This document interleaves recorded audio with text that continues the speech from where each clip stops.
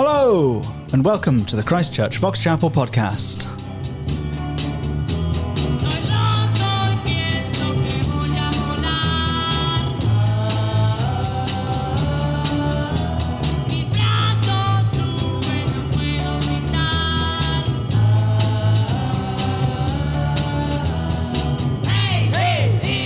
It's the fastest growing conservative, evangelical, charismatic, meristic podcast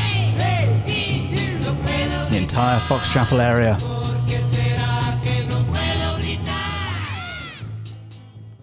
Not a chiasm. You feeling meristic today? Very meristic. But not feeling chiastic? Not chiastic or hendiadistic. Oh, okay. Well, let's see if we can work our way through this trio of merisms. So, yes, you named the word for the day, merism. Yeah. And I said, being the astute scholar that I am, what's a merism? So, which I was really quizzing you on that just to make sure that you knew fully as comprehensively as I already knew what a merism is. I feel like I'm up in front of the judge. Would Your Honour care for a reminder of the salient facts of the case? Yeah. Because you'd never want to say that the judge, was ignorant of the law. Yes. Yes, you never. As Your Honour will doubtless recall, doubtless merism remember. is a rhetorical device that uses extremes of a thing to refer to the whole.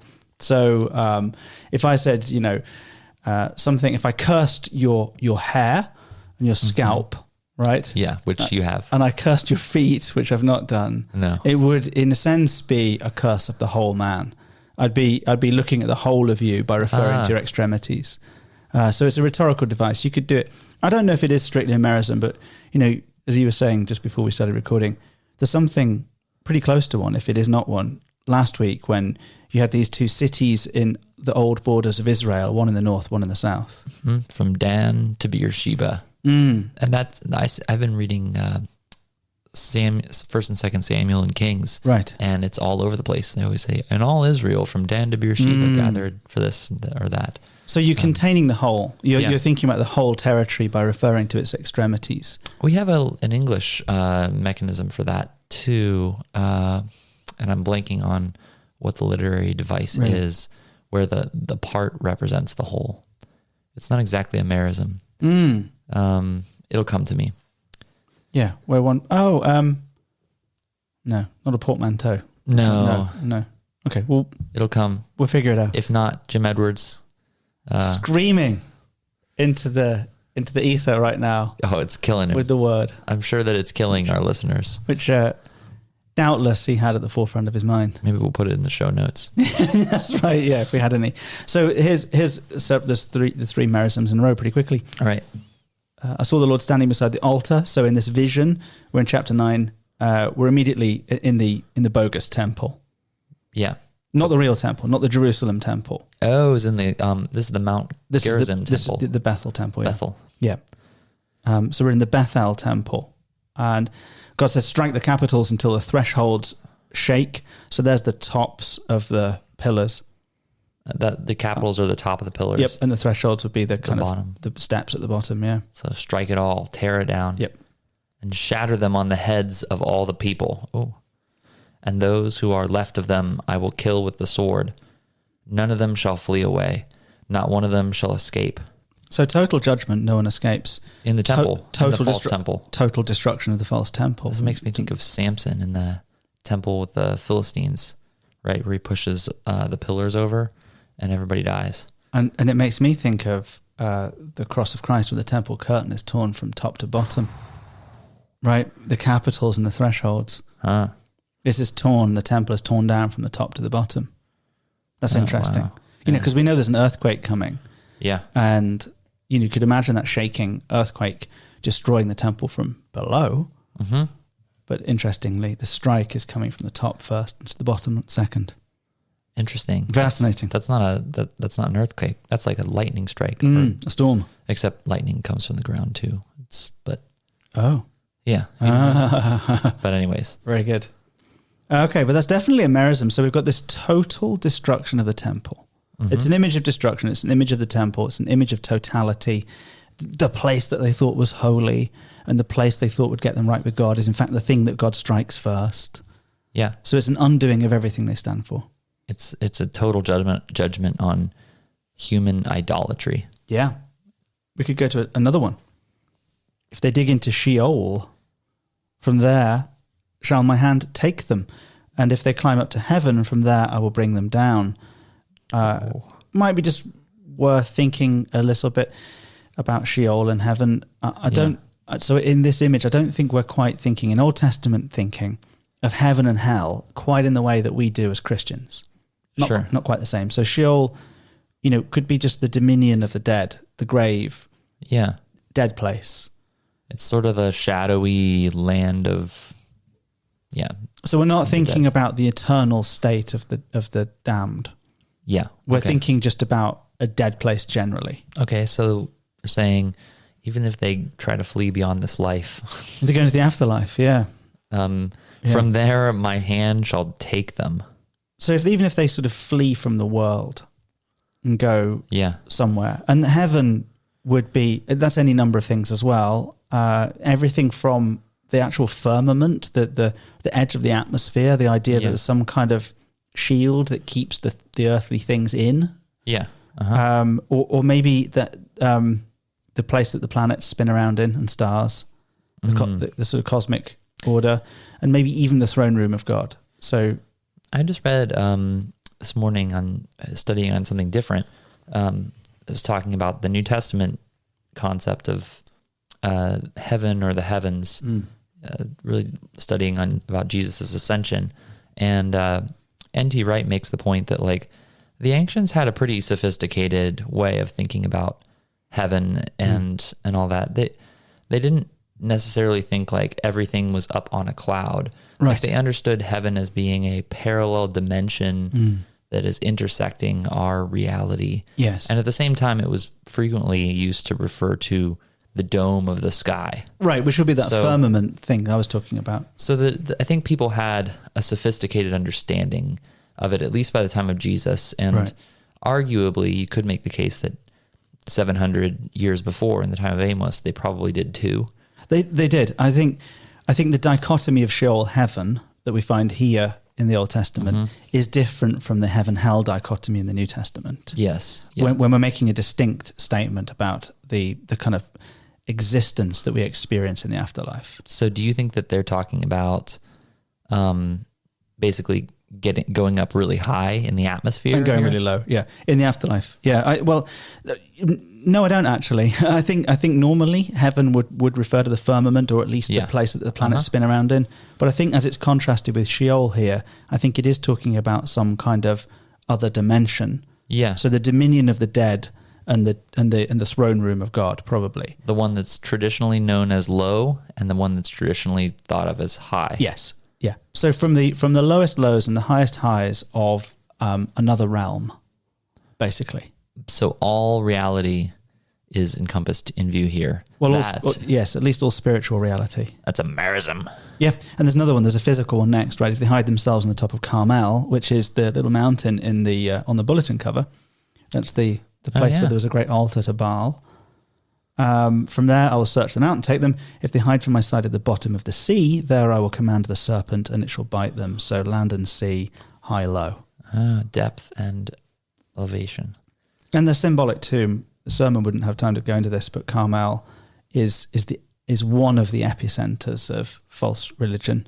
Mm-hmm. If Bethel is the place of syncretized religion, where a pseudo-Yahweh is worshipped, then Carmel is the place where Baal is worshipped. It's a holy site to another god. It is the full-on... Yeah. Okay. And the sea is huge, right? From the chaos of the sea comes the ordering of the land in Genesis. Through the sea, people escape from Egypt. Yeah. In the sea, Jonah, who's similar sort of timescale, is buried and risen. Yeah.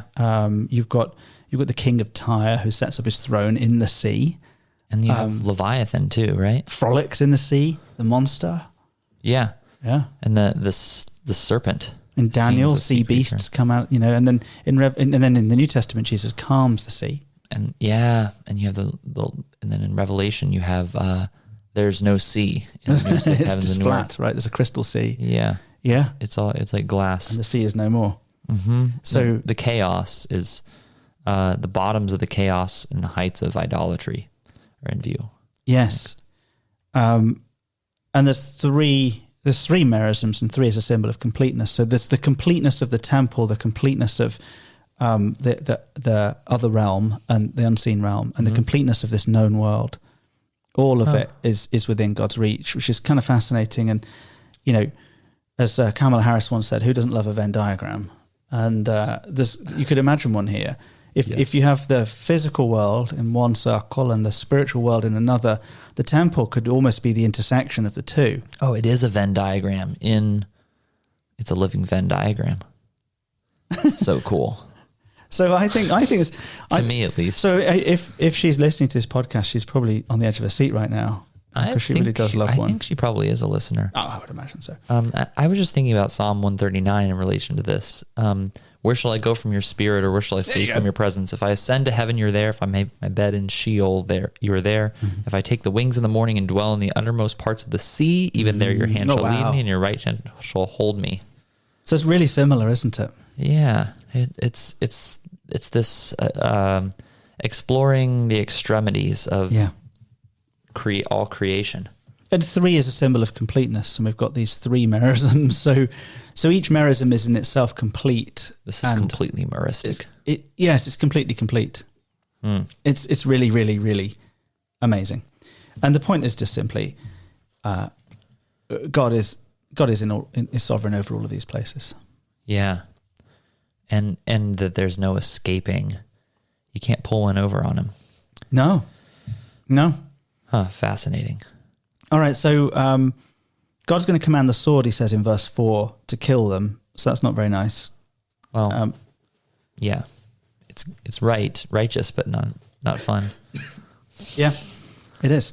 And then then suddenly we get into verse 5, and this strikes me as a kind of like a Buffy the Musical moment. Oh yeah, because this is a recurring theme on this show, by the way. It's Buffy the Musical. It's the best musical, and so Amos kind of gets into a song right now. So there's a little doxology or an ode to God or something like that.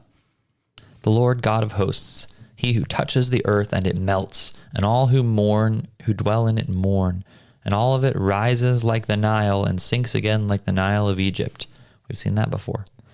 Who builds his upper chambers in the heavens and founds his vault upon the earth, who calls for the waters of the sea and pours them out upon the surface of the earth. The Lord is his name. So, I mean, it's really hitting all the same sorts of points that he's already hit in verses 1 through 4. Yeah. They're not particularly different points. They're just a bit more poetically put. And some scholars even think that there's kind of a bit of a hymn going on here. Huh. So that's interesting. And I was thinking, why burst into song in the middle of this? And my only thought is that he just doesn't think he's getting through to them. I think he's enraptured with the grandeur of God. Amos has a big, he has a big understanding of God. I think. I mean, I've seen it throughout here, and that's why it's the only thing that enables him to be able to speak with such backbone at a time when nothing that he's saying is popular. I mean, no one anticipates that the day of the Lord would be a day of judgment for them. You know, he's a foreigner. He's not from Israel. He's from Judah. Coming in, I mean, people are going to be saying, "Who do you think you are?" Right. They do say that, actually. Yeah. In chapter 7, and so how do you have the courage to stand up, especially if you're a natural people pleaser, like me? Right. How do you have the courage to say what needs to be said? You have to be enraptured with a vision of God's grandeur, I think. And it's natural, isn't it? When you see something good, you worship, you sing. Yeah. I mean, you go to a football stadium when there's a great thing, there's often song going on. When there's something good happens, people want to sing. They want to sing hallelujah when something is impressive. And, you know, he's struck by this, so he's singing. Why not? Yeah. And, although he hits all the same points, there's a few little distinctives that are interesting. I mean, like, for example, when he talks about waters of the sea, he also talks about waters of the Nile going up and down. Yeah. And, you might say to yourself, why are we talking about Egypt again? What's this? Why are we even mentioning Egypt? It's funny. What's up with that? I mean, it is a common image, right? Like everyone knew the Nile rises and falls.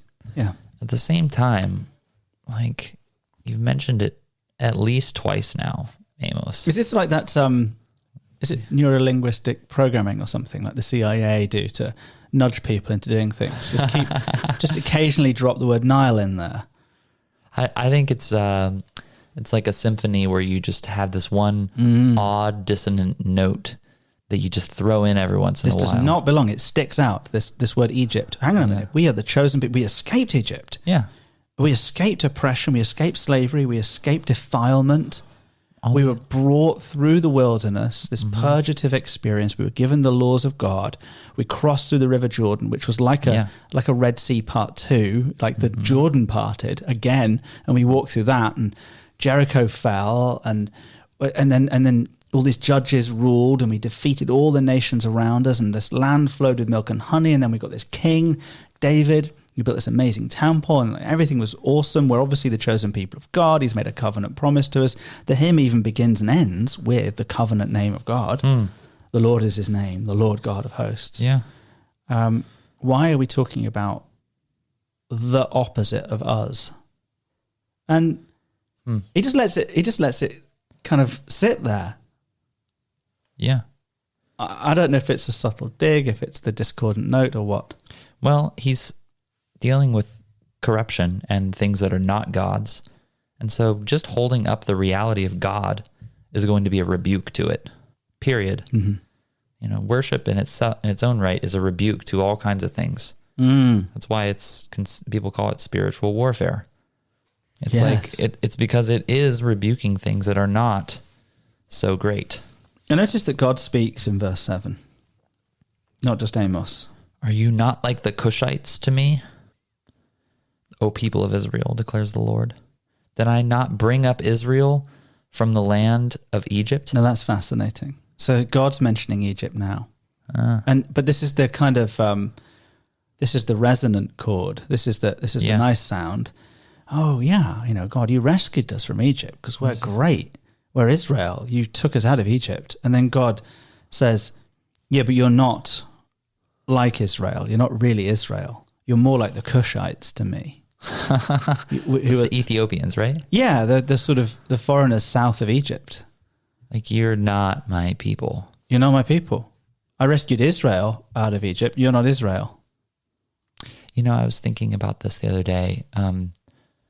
There's been a lot of discussion in our modern politics about Israel, the Israelites, or Israelis and Palestinians. Right.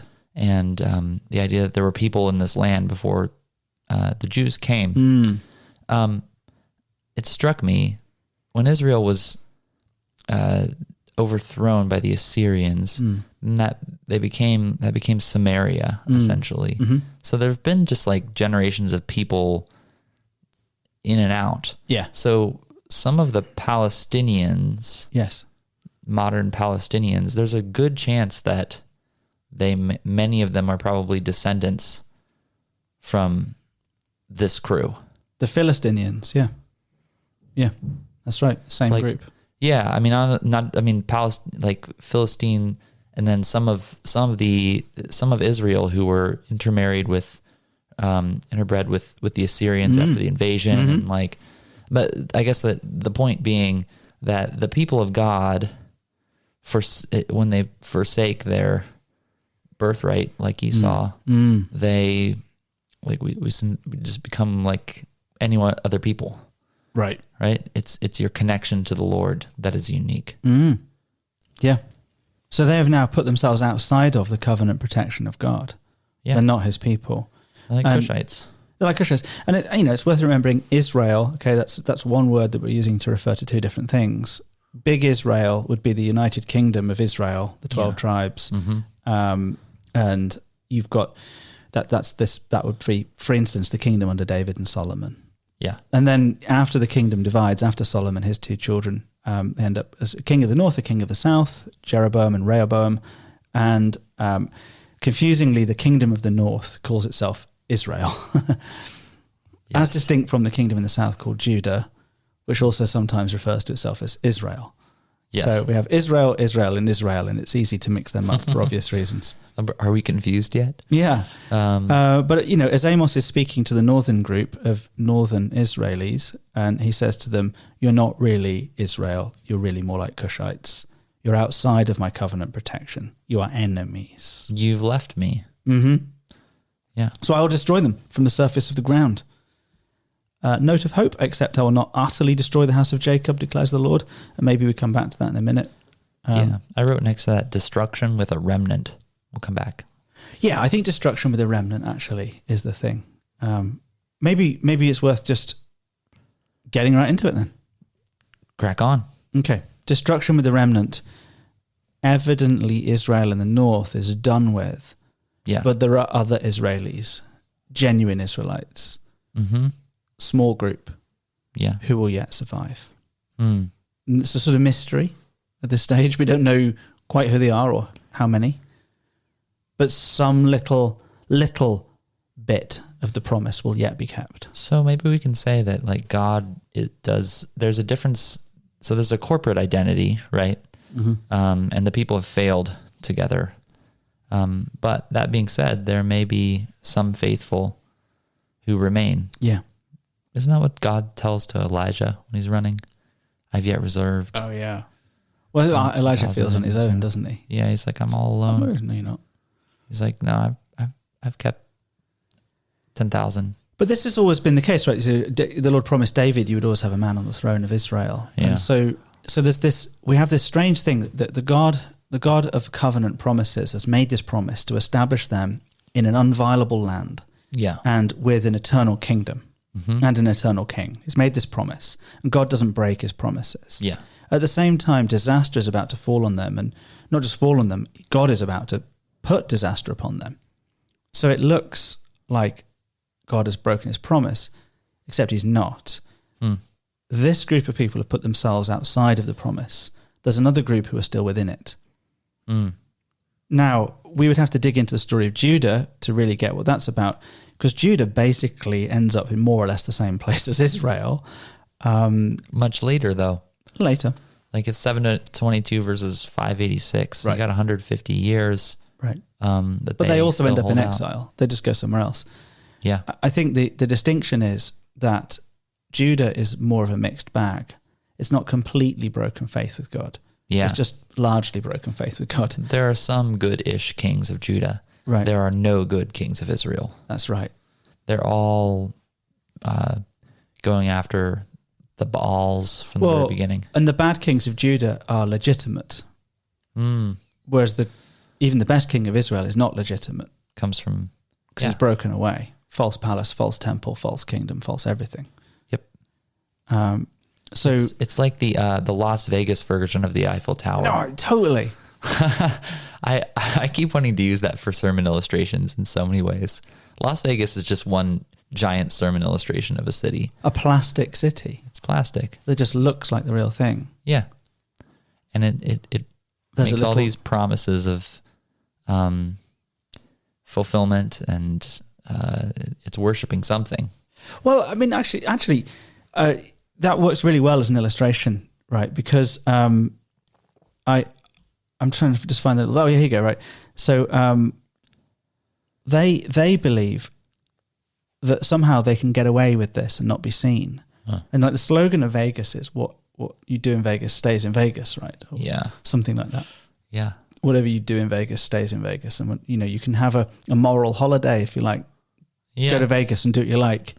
And it's not real. It's not, yeah. The place is not real. Your sin's not real. Nothing's real in Vegas. It's a special exception, right? Mm-hmm. And they have that same thing. They say like, wow, surely this won't happen to us. I just can't see the verse right now, but they say something like that, this will not happen to us. I don't see it now. Let's see. Oh yeah, who say disaster shall not overtake or meet us. Is that verse?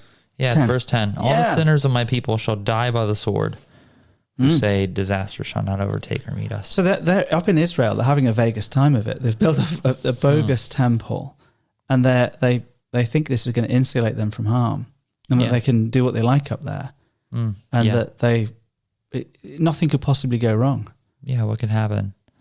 Because the economy's doing well in this. The economy's good at this stage. If you're a wealthy person with lots of influence, you're doing fine. Yeah. I mean, there are a lot of people starving to death and being traded. Yeah. A lot of children being sacrificed. There's a lot of slave girls being raped. Yeah.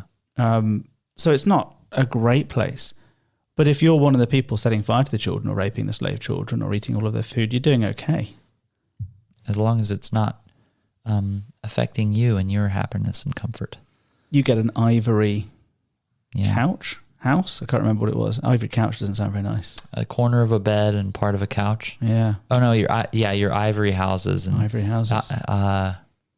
No, beds of ivory. Beds of ivory. So that doesn't actually sound very nice. I presume they had a mattress, but they have lots of very beautiful things. Yeah. And on top of that, they have a political religious system that gives them a sense of holiness. Yes. They go on pilgrimages to Beersheba. They burn sacrifices. Yeah. They have their own temple, which they control. It's all looking very good for them.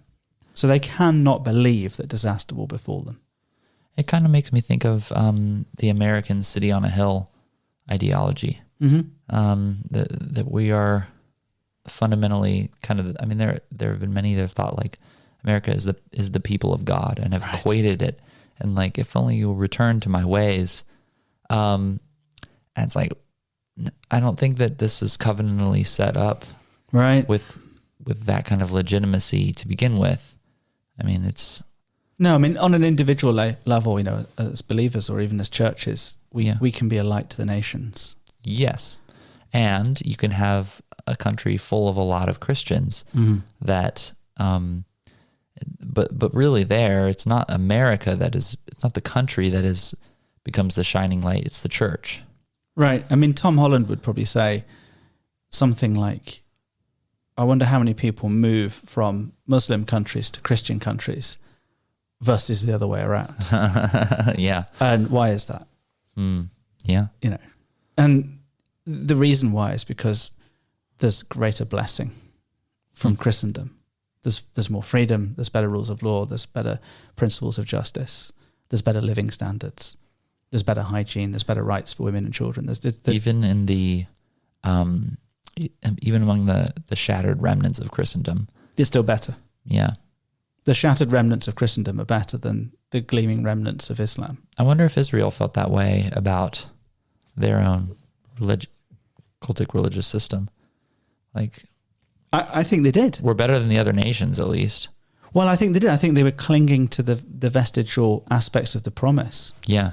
And if you like, I mean, we've seen this before, right? There's this idea that, because I'm a Christian, I can do what I like. I can just say sorry tomorrow. Yeah. That's a classic mistake that people make. I'm going to have communion tomorrow. That's going to put everything right. So I'm going to go and do some terrible sin now.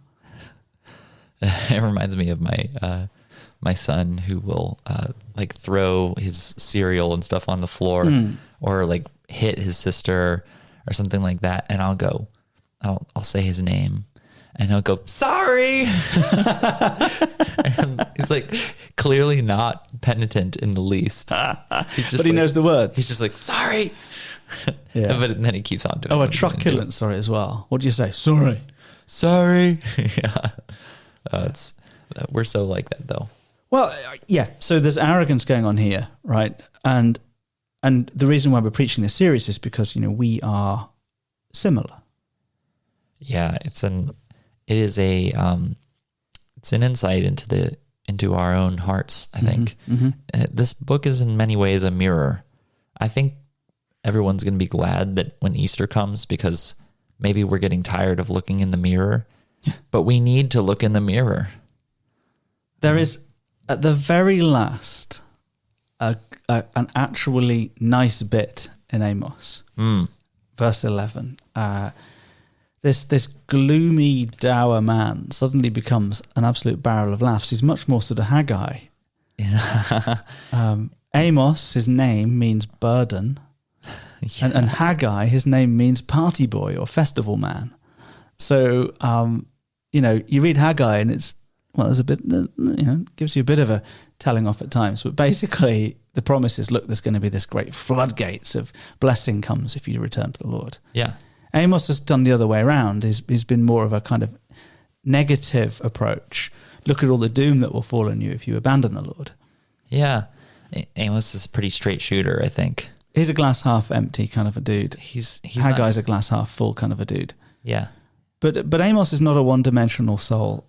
He does have some nice things to say. It just takes him 8.5 chapters. He's got to get all the vitriol out. 9.5 chapters, actually, yeah. 9.5 chapters. And then he says, verse 11, in that day. What day? The day. Mm-hmm. The day. The day of the Lord. I thought your treatment of the day was really good in your sermon on Sunday. Oh, thanks. I think in that day, meaning this prophetic day of great significance. Yeah. That could well be fulfilled in an immediate, intermediate, and ultimate way. Yeah. Maybe even in a past sense. So I'm going to suggest that the original day of the Lord number 1, was the night of the Exodus. Yeah. This is a judgment day. It's an extinction level event for the firstborn of all of the land. Yeah. It's a day of judgment where God finally judges his enemy, Egypt, mm-hmm. finally releases his children, Israel, to escape. And they escape the plague of death mm-hmm. by marking their houses with the blood of a lamb, and the angel of death passes over their homes and they're rescued. So God delivers his people from death and judges his enemies with death. That's why it's called the Passover, because it passed over. Literally passes over them. Yeah, skips. The judgment passed over them. It's passed over them. So that's the day. That's Day of the Lord number 1. Yeah. A calamitous day for his enemies and a day of vindication for his children. Yeah. Day number 2. I think you could say day number 2 is the day of Sennacherib and Sargon and Shalmaneser, mm-hmm. the Assyrian kings sweeping down from the north in 700 and something, circling Israel and laying siege to Samaria, where Samaria is wiped out, taken away with hooks. Yeah, it actually happens in 2 phases. I understand. Oh, really? Yeah. So it's not just a day; it's actually a couple of decades, but there's 2 principal invasion events as part of one story. So it's not a literal day, but it's a season of destruction for Israel.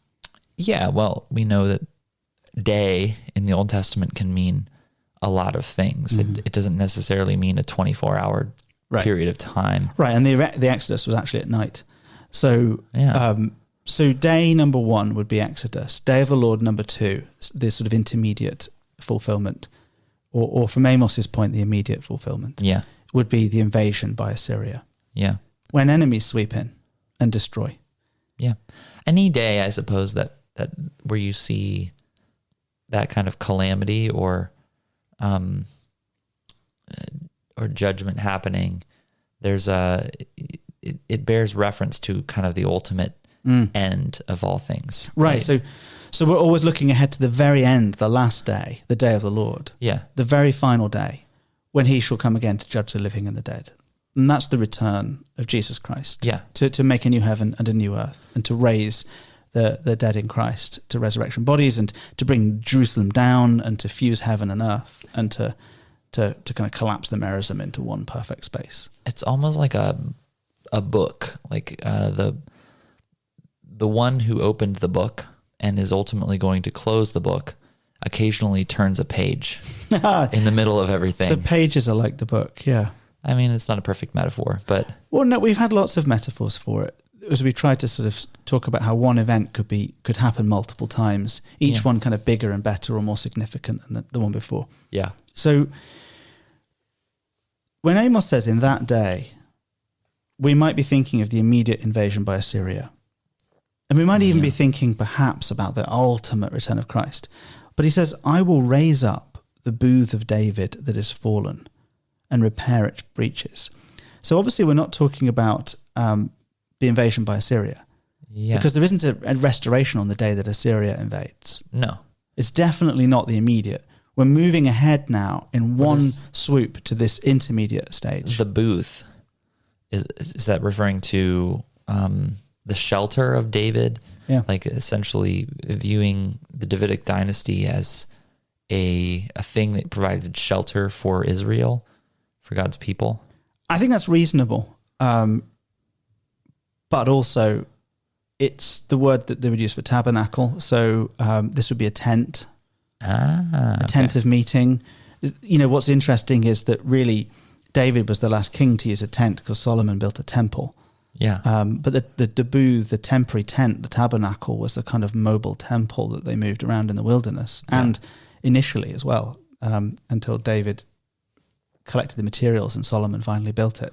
So booth of David could be this kind of dynasty of his household, could be this king, could be a person, another king. Yeah. And it could also be a holy place where you go to meet with God. So just be thinking about a descendant of David that makes you holy, that allows you to meet with God, that is also, if you like, frail and fragile, and small and insignificant looking, like a tent instead of a temple, but then also that is raised up. I just see nowhere. I have no idea where you're going with this. Really clueless. This is so irrelevant. And repair its breaches and raise up its ruins and rebuild it as in the days of old. Reminds me of what Jesus said, tear down this temple and I will raise it in 3 days. And all the nations who are called by my name. So there's this idea of all of the nations, like Jesus in the Great Commission, going to all the nations. And so called by my name. So we're looking ahead to a calamity that will be like the calamity of Assyrian invasion. Yeah. And a calamity that will be like the calamity of the plague of the firstborn. Yeah. In Egypt. If you were an Egyptian, it was a calamity. Yeah. And yet, in a sense, will be like the blessing if you were an Israelite in Egypt, that you're rescued through the blood of a lamb. Yeah. And that somehow this David character will be a holy place like a temple, and somehow it be destroyed and judged, and yet somehow be raised. So it's quite opaque. I mean, we as Christians, we can see obviously there's about 50 references to Jesus in these two sentences. Yeah. But for them, it's a little bit more opaque. Well, it's prophecy. Like the Lord is speaking something that they're not going to understand in the moment. Right. And they're not going to for hundreds of years. And then when you see it, you're like, oh. Yes, if you know enough to know that Egypt was bad and the people were slaves and they sacrificed a lamb and the Lord and death passed over them and they escaped, and that Assyria invaded Israel and they did not escape, and their temple was torn down, and actually so was the Judean temple, the real one. Yeah. And yet somehow this tiny little remnant still lives on and is raised as from the grave, from the ruins. Then you can sort of see where Amos is going here. Yeah. Behold, you want me to go on? Yeah. Behold, the days are coming, declares the Lord, when the plowman shall overtake the reaper, and the treader of grapes him who sows the seed. What does that mean? That's pretty cool, isn't it? I mean, you have fallow periods when you're farming. Yeah. And the idea that the people sowing the seed and the people plucking the ripe fruit are just falling over each other. Oh, so the land can handle abundance of crops. Yeah. The question is, should we just eat it all or should we plow more in? It's just an abundance. And there's no time for any fallow period. There's no need. There's no winter. Wow. We started last week with this basket of summer fruits, which was the kind of the last of the summer wine. It was the final harvest. This is the ripe fruit. This is like a permanent harvest time in spring. Yeah. But now, it's all jammed together. Fecundity is the word that's coming to my mind. And the treader of grapes will overtake the one who sows seed, and the mountains shall drip sweet wine, and the hills shall flow with it. I will restore the fortunes of my people Israel, and they shall rebuild the ruined cities and inhabit them.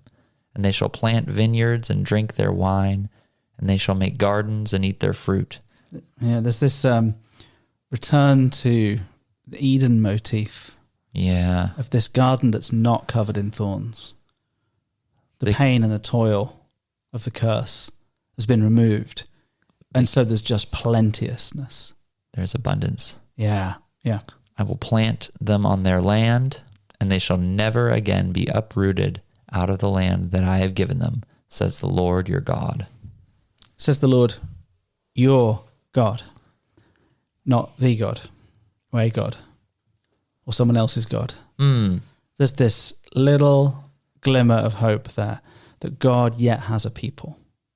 Yet there's still, and even in spite of like it, Israel's gone. Like they were destroyed, absolutely destroyed, and yet somehow there is a remnant and there is a future for this people.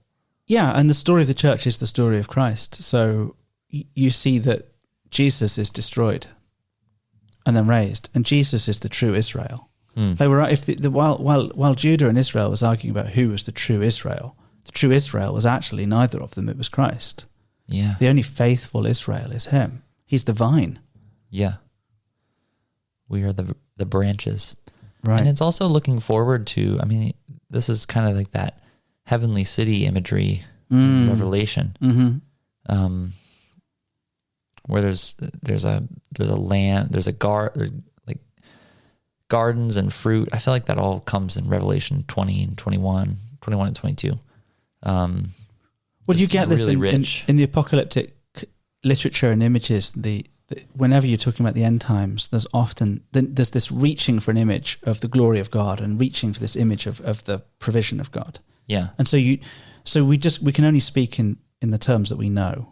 And so Amos, as an agricultural guy, picks just the craziest image he can come up with. Huh. Yeah. Which is an abundance of fruit. That's inconceivable. Yeah. And that brings us to the end of the book. If you were to say, like, what's the big takeaway from the book of Amos for you? For me, it is that God is with us in the gathering storm. That this is not a distant God just smiting some people to get the story going. Yeah. But that what we see here in this last bit, more clearly than anywhere else, that Jesus is the fulfillment of all of these promises, and that He Himself is judged and destroyed. Yeah. As the true Israel, but raised from the dead. Yeah. He's judged on our behalf. And the fruit of Christ's resurrection is that He restores people not just to a kind of neutral space, but to abundance and perfection and eternity, and ready for the day, the ultimate day, the actual day of the Lord when He returns. That would be my takeaway from the book. Yeah. I mean, I think you could have many. Yeah, I think on the one hand, all have sinned and fall short of the glory of God. The wages of sin is death. I think those are, like Paul says, like that's really abundantly clear in the book of Amos. Mm-hmm. These people are just stubbornly rebellious. And I think you have to see something of your own heart in that. But also, I think the thing that struck me is just how patient God is. The fact that this is so wordy and seems like so much doom and gloom, well, what would be the alternative? Like a really short book or no book at all, and then Israel just gets wiped off the face of the earth? Mm-hmm. He gave them every single chance. He ratchets up the intensity of the rebuke, gradually just wanting to get them to respond to something. That's a great takeaway. God is such a patient Father. The patience of God. He's so good, and He so cares for them that He spends 9.5 of His chapters talking about how much they're getting wrong. The hard words. Yeah. He's a holy God, and he's a loving and good God. And even after the destruction, there's this glimmer of hope. It's really good. Well, we might take a little break from the podcast for 1 week over Easter and then be back for a new series. I'm quite excited about the new series. We worked on it fairly hard. Yes. And it's not a long series, but it's going to be called After the Storm. And we're going to be looking at once the storm is broken, and that obviously is what the cross of Christ is all about. Yeah. What does life look like for the church after the resurrection? And the storm is the cross that Jesus bore when he descended to the dead and bore the wrath of God. He the day of the Lord. And so what hopes do we have after the storm? Right. What does the resurrection and the ascension and the coming of the Holy Spirit, what does that practically mean for us? And how has that changed our everyday lived reality? So it's really immensely practical stuff, I think. So I'm excited to launch into that. But Amos has been, I don't want to say a blast, because but yeah, it's been kind of fun. I've loved it. I've loved wrestling with this book. I've never preached on Amos, not a single passage from it before. Yeah, it was cool. Like, it's really, really fascinating, and I feel like it's changed my perspective on the Old Testament. Every time I do one of these prophetic books, it's like the images are getting clearer in my mind, I think. So yeah. In that day, I will raise up the booth of David that is fallen, and repair its breaches, and raise up its ruins, and rebuild it as in the days of old. And I will plant them on their land, and they shall never again be uprooted out of the land that I have given them, says the Lord, your God.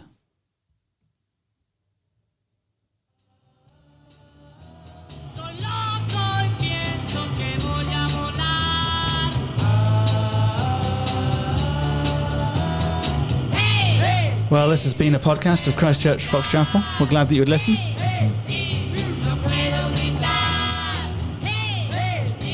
Thanks for stopping by. But mostly, stay classy.